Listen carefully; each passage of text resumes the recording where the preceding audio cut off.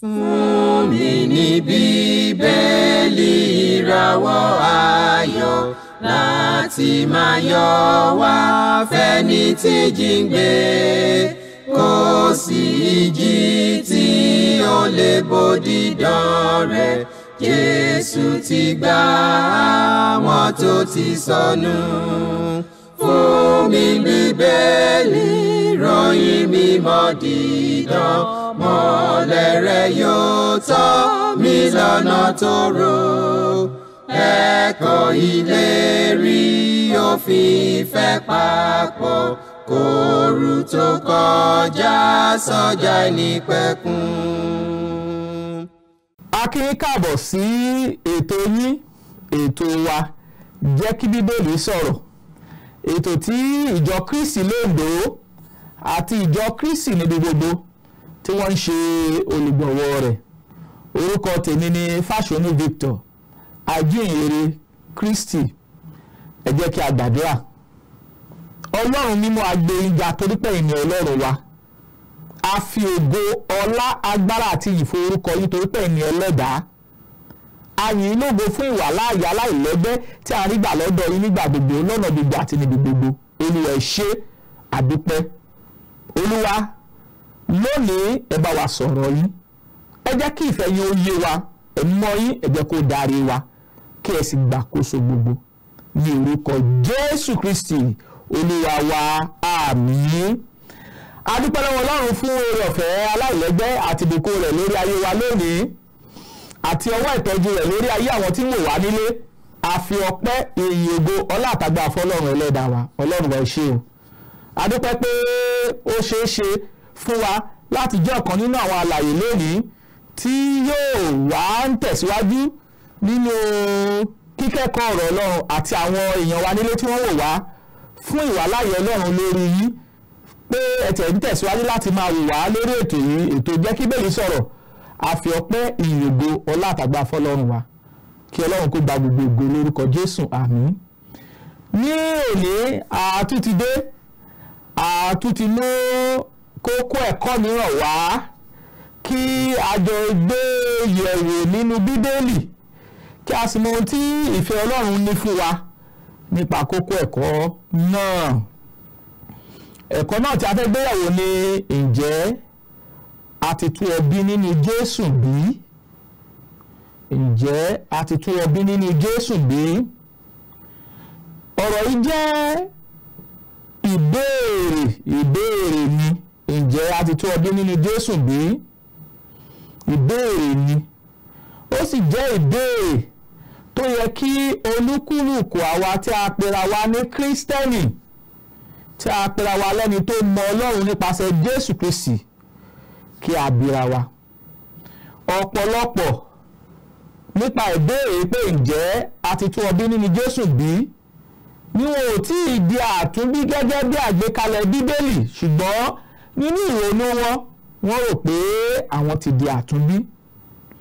Ọ̀pọ̀lọpọ̀ ló jẹ́ pé ẹ̀kọ́ tàbí ìlànà ẹ̀sìn tí ó gbọ́ nípa kí ènìyàn di àtúnbí ó yàtọ̀ sí ìlànà ẹ̀kọ́ tí Jésù Kristi Olúwa wa gbé kalẹ̀ nínú ọ̀rọ̀ Ọlọ́run. Ìdí ló ṣe pàtàkì fún wa lónìí pé a gbọ́dọ̀ gbé kókó ẹ̀kọ́ yẹ̀wò gẹ́gẹ́ bí àgbékalẹ̀ Ọlọ́run, gẹ́gẹ́ bí ìlànà tí Jésù Kristi Olúwa wa ti gbé kalẹ̀ nínú ọ̀rọ̀ mímọ́ rẹ̀ tí ń ṣe Bíbélì. Ohun mìíràn tá tún gbọ́dọ̀ kíyèsí ni pé ọ̀pọ̀lọpọ̀ ni ò tí ì di àtúnbí gẹ́gẹ́ bí àgbékalẹ̀ tá a rí nínú ọ̀rọ̀ Ọlọ́run, ṣùgbọ́n nínú ilé èrè wọn wọ́n rò pé àwọn ti di àtúnbí. Ọ̀pọ̀lọpọ̀ gan ni ó gbàgbọ́ pé dídi àtúnbí ó ní nǹkan ṣe pẹ̀lú ohun tí ènìyàn lérò. Ọ̀pọ̀lọpọ̀ gan rò pé bí a bá ti ń lọ sílé ìsìn tí ó ń gbọ́ ọ̀rọ̀ Ọlọ́run déédéé tó dẹ̀ ń gbàdúrà, ó ti di àtúnbí nìyẹn. Ọ̀pọ̀lọpọ̀ gan lérò pé kí èèyàn máa ka Bíbélì déédéé, nípa bẹ́ẹ̀ ó ti di àtúnbí. Àtúnírú ilé èrò tí àwọn ènìyàn rè lónìí. Ọ̀pọ̀lọpọ̀ gan nípa pé èèyàn ń di àtúnbí pé ó gbàdúrà ẹlẹ́ṣẹ̀. Kí làdúrà ẹlẹ́ṣẹ̀ túmọ̀ sí? Tí èèyàn bá bí a ṣe ń wàásù ọ̀rọ̀ Ọlọ́run yìí, tí a bá wàásù ọ̀rọ̀ náà, tí ọ̀rọ̀ náà bá mú àwọn èèyàn lọ́kàn, tó bá mú wọn lọ́kàn, tó jẹ́ ọgbẹ́ sí wọn lọ́kàn, wọ́n á wá sọ fún àwọn ènìyàn pé ẹ bá fẹ́ dẹni ìgbàlà nínú Ọlọ́run tàbí tó bá fẹ́ di àtúnbí, kó máa wí tẹ̀lé mi pé Jésù Kristi ọmọ Ọlọ́run, mo gbà ọ́ sínú ayé mi, sọ ayé mi di ọ̀tun, kó sì sọ mí dẹni ìgbàlà. Àwọn èèyàn rò pé nípa bẹ́ẹ̀ ènìyàn ti di àtúnbí. Àti wípé onírú ẹ̀kọ́ tí àwọn ènìyàn ń gbàgbọ́ lónìí nípasẹ̀ Kristi tó sì yàtọ̀ sí àgbékalẹ̀ tí Jésù Kristi Olúwa wa gbé kalẹ̀ nípa ẹ̀kọ́ nípa dídi àtúnbí. Gbogbo àwọn kókó ọ̀rọ̀ yìí la fẹ́ gbé yẹ̀wò torí pé a mọ̀ pé ìwé Kọ́ríńtì kìíní orí 14 nígbà tá kéèsì ẹsẹ̀ 23 Ọlọ́run wa kì í ṣe Ọlọ́run rúdurùdu. Ọlọ́run ò lè pàṣẹ ọ̀pọ̀lọpọ̀ nǹkan kí ènìyàn ó ṣe kó tó lè di àtúnbí yàtọ̀ sí tó ti gbé kalẹ̀ nínú Bíbélì. Nítorí náà a fẹ́ kí àwọn ènìyàn wa nílé kí wọ́n jẹ́ ká jọ kẹ́kọ̀ọ́ Bíbélì papọ̀ kí a sì wo ọ̀rọ̀ Ọlọ́run, ohun tí Jésù Kristi fúnra ara rẹ̀ kọ́ wa nípa ẹ̀kọ́ bí ènìyàn ṣe ń di àtúnbí. A tún ń béèrè lẹ́ẹ̀kan sí ǹjẹ́ a ti di àtúnbí nínú Jésù bí? A fẹ́ wo ẹ̀kọ́ tí Jésù Kristi Olúwa wa gbé kalẹ̀ nípa ẹ̀kọ́ àtúnbí kí a sì tẹ̀lé ẹ̀kọ́ Jésù nìkan tí kìí ṣe ẹ̀kọ́ tí ènìyàn tàbí tí àwùjọ àwọn èèyàn kan tàbí tí a fi ọgbọ́n ara wa gbé kalẹ̀ yàtọ̀ sí ti Jésù Kristi Olúwa wa ti kọ́ wa. Eléyìí ṣe pàtàkì, eléyìí sì ṣe kókó. Ọlọ́run sì fẹ́ ká ṣe ọkàn wa payá bí a ti fẹ́ kẹ́kọ̀ọ́ yìí. Àwọn olóyìnbá sọ pé open mind. Ọlọ́run fẹ́ ká ṣe ọkàn wa payá sí ẹ̀kọ́ Jésù, ẹ̀kọ́ Bíbélì nípa ọ̀rọ̀ tí a ń pè ní àtúnbí. Àdúrà wa sí Ọlọ́run pé bí a ti ń bẹ̀rẹ̀ láti kẹ́kọ̀ọ́ yìí, Ọlọ́run yóò fi ẹ̀kọ́ ọ̀rọ̀ rẹ̀ yóò fi yé wa lórúkọ Jésù. Àmín. Tí a bá ń sọ̀rọ̀ nípa ọ̀rọ̀ àtúnbí, Bíbélì kan tí Jésù Kristi Olúwa wa kọ́ wa lẹ́kọ̀ọ́ nípa ọ̀rọ̀ àtúnbí nínú Bíbélì, òun la lè rí nínú ìwé Jòhánù orí 3. Tí a bá kíyèsí láti ẹsẹ̀ 3 sí 5, ohun tí Bíbélì kọ́ wa ó wà níbẹ̀. Ẹ jẹ́ ká wo Bíbélì wa. Ìwé Jòhánù orí 3 ẹsẹ̀ 3 sí 5, kí ni Jésù kọ́ wa? Jésù dáhùn ó sì wí fún un pé lóòótọ́ ni mo wí fún ọ, bí kò ṣe pé a tún ènìyàn bí, òun kò lè rí ìjọba Ọlọ́run. Níkódémù sì wí fún un pé a ó ṣe lè tún ènìyàn bí nígbà tó ti di àgbàlagbà tán, ó wá lè wọnú ìyá rẹ̀ lọ ní ìgbà kejì kí a sì bí? Jésù dáhùn, lóòótọ́ ni mo wí fún ọ, bí kò bá ṣe pé a fi omi àti ẹ̀mí bí ènìyàn, òun kò lè wọ ìjọba Ọlọ́run. A rí pé Jésù lẹni àkọ́kọ́ tó kọ́kọ́ kọ́ wa lẹ́kọ̀ọ́ nípa ọ̀rọ̀ tí a ń pè ní àtúnbí. Eléyìí gbọ́dọ̀ yé wa, ẹ̀yin èèyàn tí ẹ̀ ń wò wá nílé, òun lẹni àkọ́kọ́ tó kọ́kọ́ sọ̀rọ̀ nípa ọ̀rọ̀ tí a ń pè ní àtúnbí. Kí ló fà á? A rí pé ọkùnrin kan òun ló tọ̀ Jésù wá láàrin òru. Ó wá bá Jésù. Ọkùnrin là ń pè ní Níkódémù, ọ̀kan nínú àwọn ìjòyè láàrin àwọn Júù ni. Ó sì jẹ́ ẹni tí ó nífẹ̀ẹ́ sí iṣẹ́ tí Jésù ń ṣe. Ó sì wá bá Kristi, ó sì ń bá sọ̀rọ̀. Tẹ́ bá kíyèsí ẹsẹ̀ 2, òun náà ni ó tọ̀ Jésù wá ní òru. Ó sì wí fún un pé Rábì, àwa mọ̀ pé olùkọ́ni láti ọ̀dọ̀ Ọlọ́run wá ni ìwọ ń ṣe, nítorí pé kò sí ẹnìkan tí ó lè ṣiṣẹ́ àmì wọ̀nyí tí ìwọ ń ṣe bí kò ṣe Ọlọ́run wà pẹ̀lú rẹ̀. Nikodemu gan kò bá Kristi sọ̀rọ̀ nípa àtúnbí. Kristi ló kọ́kọ́ bẹ̀rẹ̀ ọ̀rọ̀ àtúnbí. Àkíyèsí àkọ́kọ́ tọ́lọ́ fẹ́ ká kíyèsí ni pé tá bá sọ̀rọ̀ nípa àtúnbí, à ń sọ̀rọ̀ nípa bíbí ènìyàn. Àtúnbí tí Jésù Kristi ń sọ nípa rẹ̀ kì í ṣe àtúnbí nípa ti ara. A rí pé kì í ṣe àtúnbí nípa bí kí ọkùnrin àti obìnrin kó ní ìbálòpọ̀ kí wọ́n sì bí ọmọ nígbà tí àkókò rẹ̀ bá tó sínú ayé. Kì í ṣe ohun tí Kristi ń sọ nìyí. Jésù Kristi ń sọ nípa bíbí ti ẹ̀mí, kí a bí ènìyàn nípa ti ẹ̀mí. Ohun tó ń sọ nìyí. A rí pé ìbí pàápàá ó nìkan ṣe pẹ̀lú ìgbé ayé tuntun nínú agbègbè tuntun. Ìbí tuntun nínú agbègbè tuntun òun ni Jésù Kristi ń sọ nípa rẹ̀. Nígbà tá tó kíyèsí Kọ́ríńtì kejì orí 3 nígbà tá wọ ẹsẹ̀ 5 ó sọ fún wa níbẹ̀ pé ó ní àwọn ẹni tí a ti bí nínú Kristi, a sọ fún wa níbẹ̀ pé wọ́n ti di ẹ̀dá tuntun. Ohun àtijọ́ ti kọjá lọ, sì kíyèsí ohun gbogbo ti di ọ̀tun. Àtúnbí, ìbí, èyí tí Jésù Kristi ń sọ lẹ́lẹ́ẹ̀kejì, ìbí èkejì, ó ní ìbí nípa tẹ̀mí. Tẹ́ bá dẹ̀ kíyèsí ọ̀rọ̀ tí Kristi ń sọ. Kristi sọ pé kò sẹ́ni tí a lè tún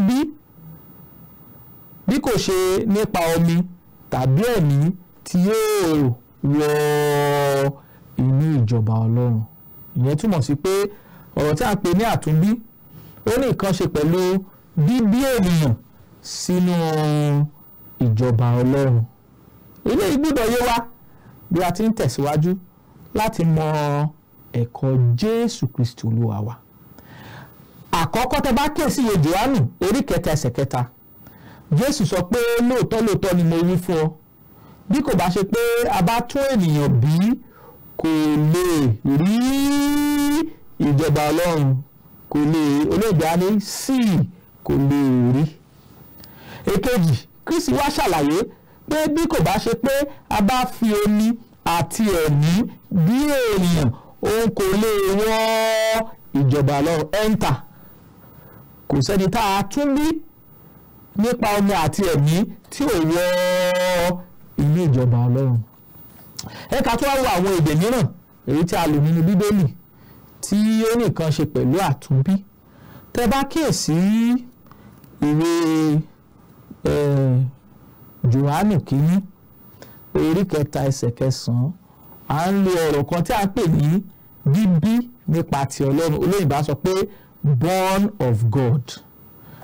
Bíbí nípa ti Ọlọ́run yìí ó ní nǹkan ṣe pẹ̀lú àtúnbí. Ilé gbọ́dọ̀ yé wa. Bíbí nípa ti Ọlọ́run yìí a lò lẹ́ẹ̀márùn-ún nínú ìwé ẹ̀písẹ́lì Jòhánù ìkíní, a lò lẹ́ẹ̀márùn-ún.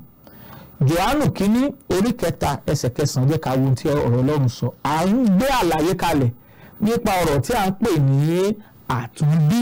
À ń wo àwọn ọ̀rọ̀ mìíràn tó túmọ̀ sí àtúnbí ní lílo rẹ̀ nínú Bíbélì.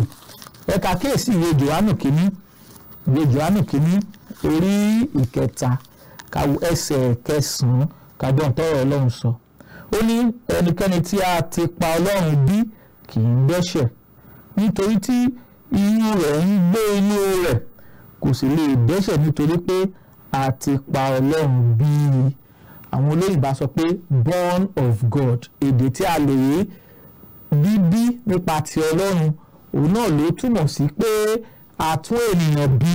A dẹ̀ sọ fún wa pé a lo èdè yìí born of God, bíbí nípa ti Ọlọ́run lẹ́ẹ̀márùn-ún nínú ẹ̀písẹ́lì ti Jòhánù èyí tí a kọ́kọ́ wo Jòhánù kínní orí 3 ẹsẹ̀ 9. Ẹ ká tún kíyèsí Jòhánù kínní orí 4 ẹsẹ̀ 2. Ó ní olùfẹ́, ẹ jẹ́ kí a fẹ́ràn ara wa, nítorí pé ìfẹ́ ti ọ̀dọ̀ Ọlọ́run wá. Àní gbogbo ẹni tí ó bá ní ìfẹ́ á bí nípa ti Ọlọ́run, ó sì mọ Ọlọ́run. A tún lè dè mìíràn níbẹ̀. Tá bá tún kíyèsí ìwé Jòhánù kínní orí 5 bàtà kíyèsí ẹsẹ̀ 1 kí l'Olúwa wí. Ó ní olúkúlùkù ẹni tó bá ń gbàgbọ́ pé Jésù ni Kristi a bí nípa ti Ọlọ́run àti gbogbo ènìyàn tó fẹ́ràn ẹni tí ó bí ni ó fẹ́ràn ẹni tí a bí nípasẹ̀ rẹ̀ pẹ̀lú. Ẹ ká tún kéèsì Jòhánù kìíní orí 5 ẹsẹ̀ 14 kí l'Olúwa wí. Ó ní ẹ̀rí náà sì ni èyí pé Ọlọ́run fún wa ní ìyè àìnípẹ̀kun, ìyè yìí sì ń bẹ nínú ọmọ rẹ̀. Ẹ ká kéèsì ẹsẹ̀ 10. Ó ní ẹni tí ó bá gba ọmọ Ọlọ́run gbọ́ ó ní ẹ̀rí nínú ara rẹ̀, ẹni tí kò sì gba ọmọ Ọlọ́run gbọ́ tí ó sì gba Ọlọ́run gbọ́ ó ti mú inú èké, nítorí kò gba ẹ̀rí náà gbọ́ tí Ọlọ́run jẹ́ nínú ẹni tí ọmọ rẹ̀ ń ṣe. Ohun tá à ń gbìyànjú láti jẹ́ kí a mọ̀ ni pé ọ̀rọ̀ tí a ń pè ní bíbí nípa ti Ọlọ́run àti ọ̀rọ̀ tí a ń pè ní àtúnbí nǹkan kan náà ni nínú Bíbélì. Ní tá à ń sọ ni pé kí wá ni àtúnbí? Kí ni ìtumọ̀ tí Kristi sọ nípa ọ̀rọ̀ tí a ń pè ní àtúnbí? Àtúnbí jẹ́ ìbí ti ẹ̀mí. Àwọn olóyìnbá sọ pé spiritual birth, ìbí ti ẹ̀mí, èyí tí a ń bí ni sínú ìjọba ti ẹ̀mí tí ń ṣe ti Jésù Kristi.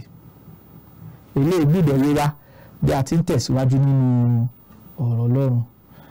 Bíbí tẹ̀mí yóò sì ṣe pàtàkì fún wa láti wọnú ìjọba Ọlọ́run tí Jésù Kristi ń sọ nípa rẹ̀. Ohun méjì ló ṣe pàtàkì kí a tó lè wọ inú ìjọba Ọlọ́run. A gbọ́dọ̀ bí wa nípa tẹ̀mí, bẹ́ẹ̀ ni a gbọ́dọ̀ bí wa nípa ti omi ká tó lè wọ inú ìjọba Ọlọ́run. Kí ni ìbí ti ẹ̀mí túmọ̀ sí? Ìbí tẹ̀mí túmọ̀ sí pé bíbí ènìyàn nípa tẹ̀mí ó ní nǹkan ṣe pẹ̀lú ìbí tí a bí ni sínú ìjọba Ọlọ́run. A rí pé ẹ̀mí mímọ́ òun ló fún wa ní ìyèrè Jésù nípa àwọn ènìyàn Ọlọ́run, àwọn ènìyàn tó ní ìmísí Ọlọ́run. Nígbà tá a kíyèsí Pétérù kejì orí kìíní ẹsẹ̀ 21, ó sọ fún wa nínú ẹsẹ̀ Bíbélì pé kò sí ọ̀kan nínú àsọtẹ́lẹ̀ ìwé mímọ́ tó ní ìtumọ̀ ìkọ̀kọ̀, nítorí àwọn ènìyàn Ọlọ́run à ń tipasẹ̀ ìní darí wọn wá, nípasẹ̀ ẹ̀mí Ọlọ́run, nípasẹ̀ ẹ̀mí mímọ́ Ọlọ́run la fi darí àwọn àpọ́sítélì láti sọ ìyè òtítọ́ fún ogunlọ́gọ̀ àwọn ènìyàn. Jésù pàápàá ó ṣèlérí fún àwọn àpọ́sítélì rẹ̀ pé òun ó darí wọn nípasẹ̀ ẹ̀mí mímọ́ wá ní òun ó ṣèlérí ẹ̀mí mímọ́ fún wọn ní ìwé Jòhánù orí 16 nígbà tá a kíyèsí ẹsẹ̀ 13. Àìpé ẹ̀mí mímọ́ yìí ó sì bà lé àwọn àpọ́sítélì ní ọjọ́ Pẹ́ńtíkọ́sì ní ìṣe àpọ́sítélì orí 2 nígbà tá a kíyèsí ẹsẹ̀ 4. Àìpé lónìí májẹ̀mú titun òun ni ìwé tí Ọlọ́run ti ní sí nípa ìhìnrere òtítọ́ tí ń ṣe ìhìnrere ìgbàlà. À ń bí èèyàn nípa tẹ̀mí lónìí nípa gbígba ọ̀rọ̀ Ọlọ́run gbọ́ nípa ti ìhìnrere Jésù Kristi. Ẹ má ṣe jẹ́ ká gbàgbé nǹkan méjì la lè ṣe tá a fi lè wọ inú ìjọba Ọlọ́run, tá a fi lè sọ pé a ti di àtúnbí.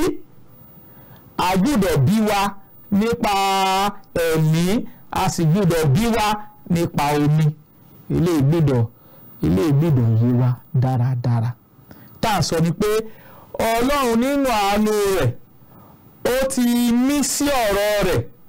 Tí a bá sọ ọ̀rọ̀ Ọlọ́run tí ń ṣe ọ̀rọ̀ ìgbàlà fún ogunlọ́gọ̀ àwọn ènìyàn, bí wọ́n bá ka ọ̀rọ̀ Ọlọ́run náà sí tí wọ́n sì gbà á, ọ̀kan nínú ìbí tẹ̀mí nìyí tá a fi ń gbéni sínú ìjọba Ọlọ́run.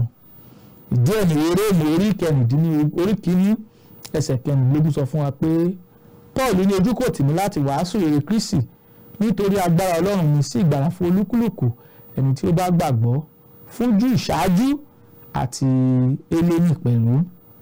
Ìta ń gbìyànjú láti sọ ni pé ǹjẹ́ a ti di àtúnbí nínú Jésù bí?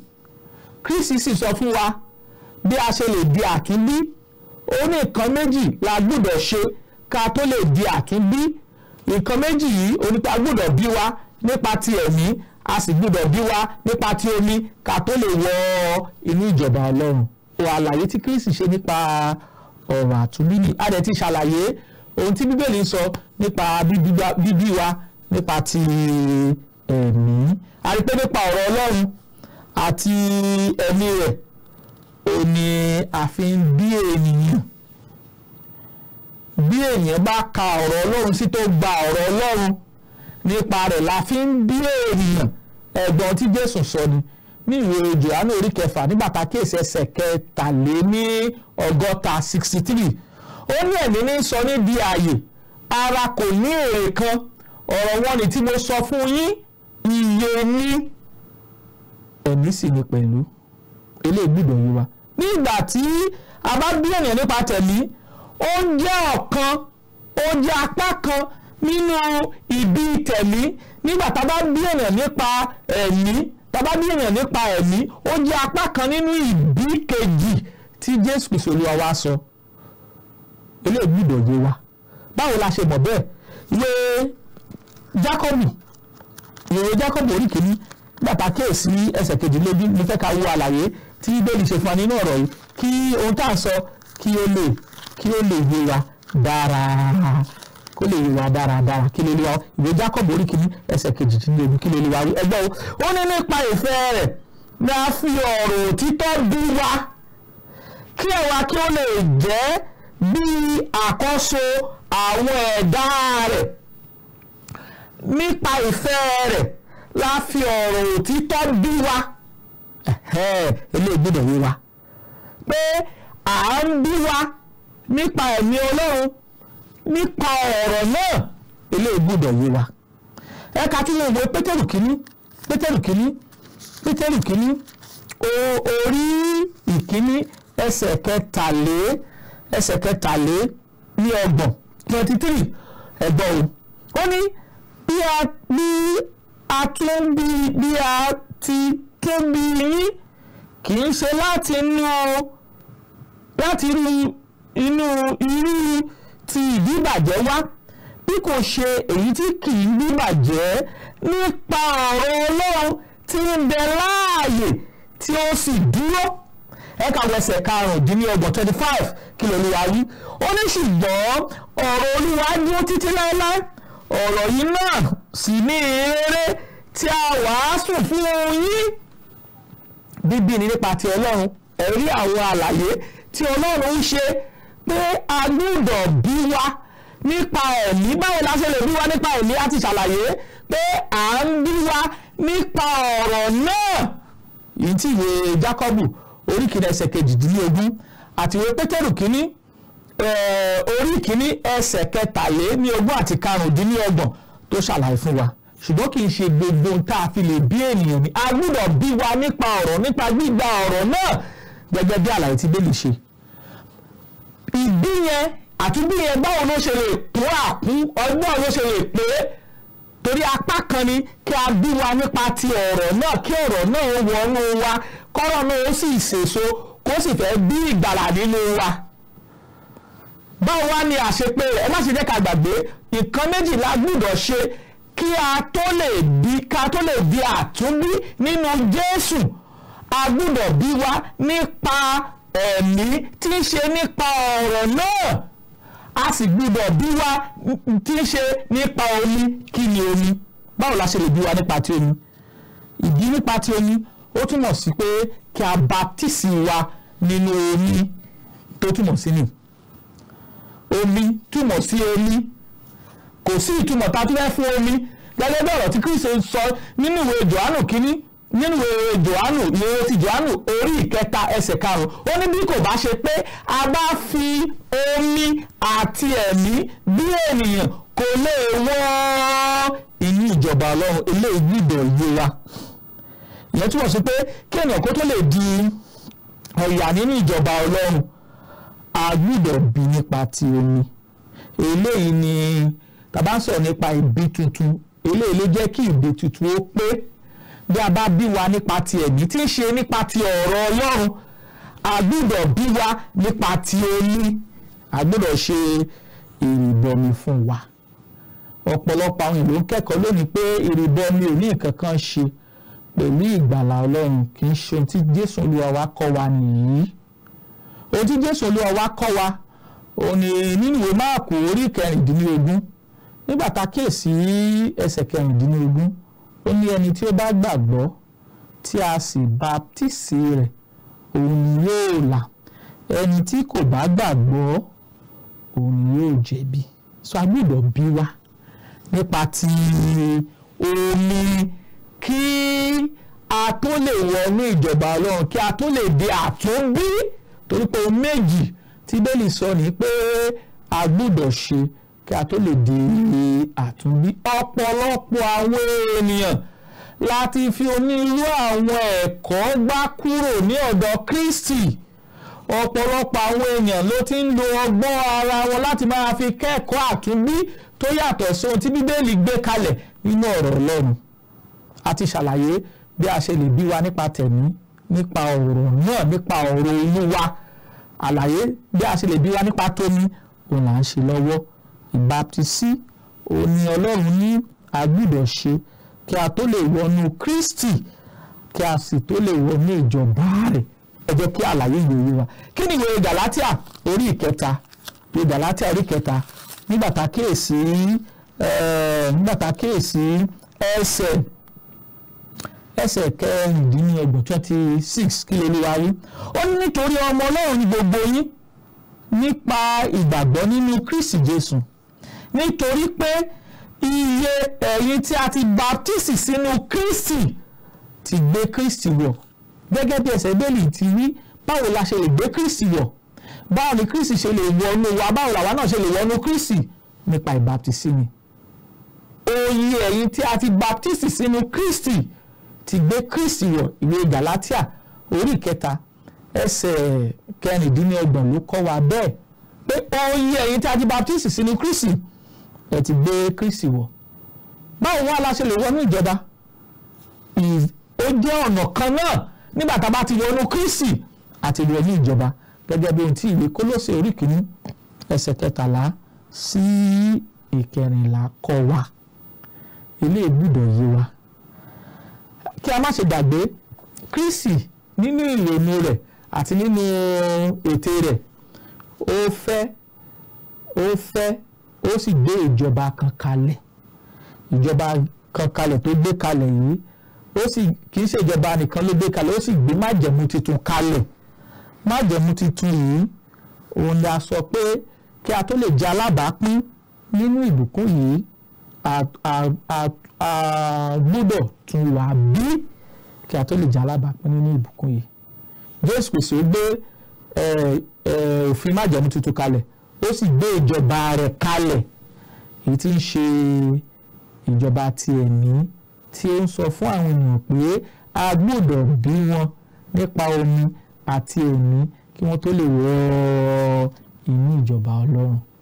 Ilé gbọ́dọ̀ yé wa bí a ti ń tẹ̀síwájú nínú ẹ̀kọ́ ọ̀rọ̀ Ọlọ́run. À ń sọ̀rọ̀ nípa pé ǹjẹ́ a ti tún ọ bí nípa Kristi bí tàbí ẹ̀wù nìyí. À ń rọ̀ àwọn ènìyàn wa pé ẹ jọ̀ọ́ ẹ bá wa dúró bí a ti ń kẹ́kọ̀ọ́ yìí lọ. A ò tí ì parí ẹ̀kọ́ yìí. A ó tún mú apá kejì ẹ̀kọ́ náà wá nígbà tá a bá tún máa wá síwájú ní ọjọ́ mìíràn nípa ǹjẹ́ a ti tún ọ bí nípa Kristi bí. Ẹ má sì jẹ́ ká gbàgbé ohun tá à ń sọ ni pé Jésù ló kọ́ wa lẹ́kọ̀ọ́ àtúnbí, ohun tá a gbọ́dọ̀ ṣe. Òun nìkan ló kọ́ wa lẹ́kọ̀ọ́, ó sì fún wa ní àlàyé lẹ́kùnrẹ́rẹ́ bí a ṣe lè tún wa bí. Ó sì sọ ibi tá a bí wa sí kí a tó lè jẹ́ ẹni tí a tún bí. Eléyìí gbọ́dọ̀ yé wa. Ní ọjọ́ náà tá a tó fi rè pàdé, a ó túbọ̀ gbé àlàyé mìíràn púpọ̀ kalẹ̀ lórí ìjọba tí Kristi sọ pé tá a bá bí èèyàn a gbọ́dọ̀ wọ inú rẹ̀, tí ń ṣe àtúnbí sínú ìjọba Ọlọ́run. Ìbùkún Ọlọ́run àti wàláàyè rẹ̀ kò ní fi wá sílẹ̀. Ọlọ́run yóò sì túbọ̀ fi ẹ̀kọ́ ọ̀rọ̀ rẹ̀ yé wa síwájú àti síwájú sí i. Olúwa yóò máa ràn wá lọ́wọ́ lórúkọ Jésù. Tí ẹ bá fẹ́ pè wá tàbí fún ẹ̀bẹ̀ àdúrà tàbí nípa ẹ̀kọ́ tí a ti gbọ́ lónìí, àwọn nọ́mbà tí wọ́n pè wá sí nìyí: 08057444902 tàbí 08065717023. a tún pè fún wa 08057444902 tàbí 08065717023.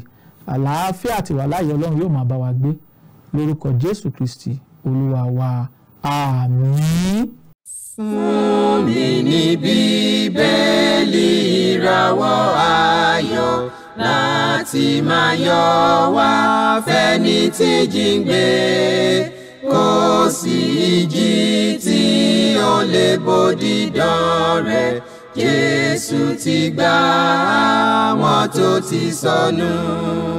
Fún mi Bíbélì ìròyìn mímọ́ dídán, mọ́lẹ̀ rẹ̀ yóò tọ́ mi lọ́nà tòrò.